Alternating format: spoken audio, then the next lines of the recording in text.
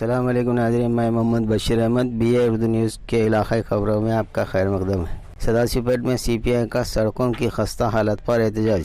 सदाशिवपेट में CPI ने बारिश की वजह से सड़कों को झील में तब्दील होते हुए देखकर secretary CPI mister Tajuddin, Mohammad Shafi Ahmed और दीगर पार्टी वर्कर्स की क़ियादत में ज़बरदस्त एहतजाजी धरना दिया।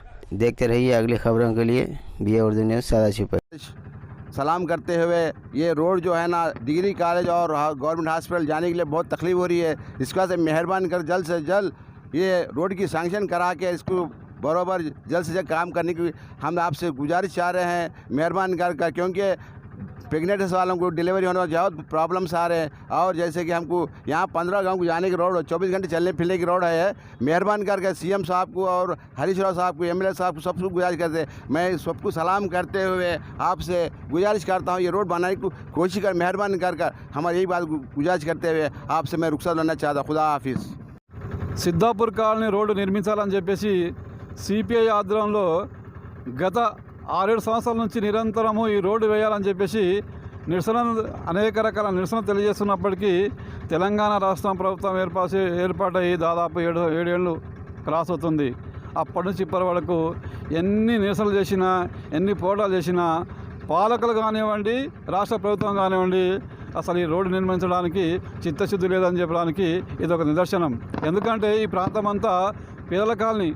ఇప్పుడు కేసీఆర్ ఏమంటాడు, తెలంగాణ భారతదేశంలో నంబర్ 1 రాష్ట్రం తెలంగాణ. ఇక తెలంగాణలో ఇది సదాశివపేట పట్టణంలో ఇక మున్సిపాలిటీ, ఈ మున్సిపాలిటీ ప్రాంతంలో ఈ రోడ్డు చూడండి, అక్కడ చిన్న సరస్సులాగా కనబడుతున్నది.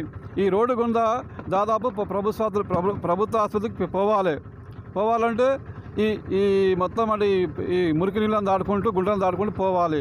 అసలు వాస్తవం చెప్పుకోవాలనుకుంటే ప్రమాదంలో ఉన్నటువంటి పేషెంట్ను కూడా ఈ రోడ్డు కూడా తీసుకొస్తే వాళ్ళ మధ్యలో ఎక్కడో ఇరికిపోయి ప్రాణాలు వదిలే పరిస్థితి దాపరించింది.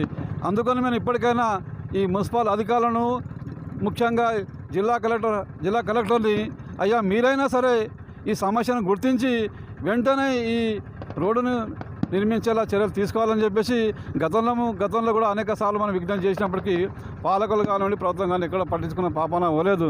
మరి ఎందుకంటే ఈ ప్రాంతంలో ఎక్కువ దాదాపు 15 గ్రామాలకు లింకున్న రోడ్ ఇది. ఇలాంటి రోడ్డును ప్రభుత్వం పట్టించుకోకపోతే మరి ఇంకేమని చెప్పాలి? బంగారు తెలంగాణ, మరి ఎక్కడ బంగారు తెలంగాణ? ఒక్క రోడ్డుని అసలు సదాశివపేట నడిబొడ్డులో ఉన్నటువంటి ఈ కాలనీ పరిస్థితి ఇలా ఇట్టుంటే ఇక మనం ఏం చెప్పుకుంటాం? బంగారు తెలంగాణ అని చెప్పి పొద్దుగానే లేస్తే కేసీఆర్ ఆ మీడియాల ముందు మన దేశంలో నెంబర్ 1 రాష్ట్రము, నెంబర్ 1 అభివృద్ధి చెందిన రాష్ట్రం అని చెప్పి గొప్పలు చెప్పుకుంటాడు. ఒక్కసారి మా బయట ద్వారా ఈ కార్యక్రమం ద్వారా ముఖ్యమంత్రి గారైనా స్పందించి అసలు ఈ రోడ్డు శాంక్షన్ చేశారని చెప్పేసి, లేని పక్షంలో ఈ కాలనీ ప్రజలంతా కలిసి ఈ పెద్ద ఎత్తున ప్రభుత్వానికి వ్యతిరేకంగా ధర్నాలు చేస్తామని చెప్పేసి, వ్యతిరేకంగా పోరాటం చేస్తామని చెప్పేసి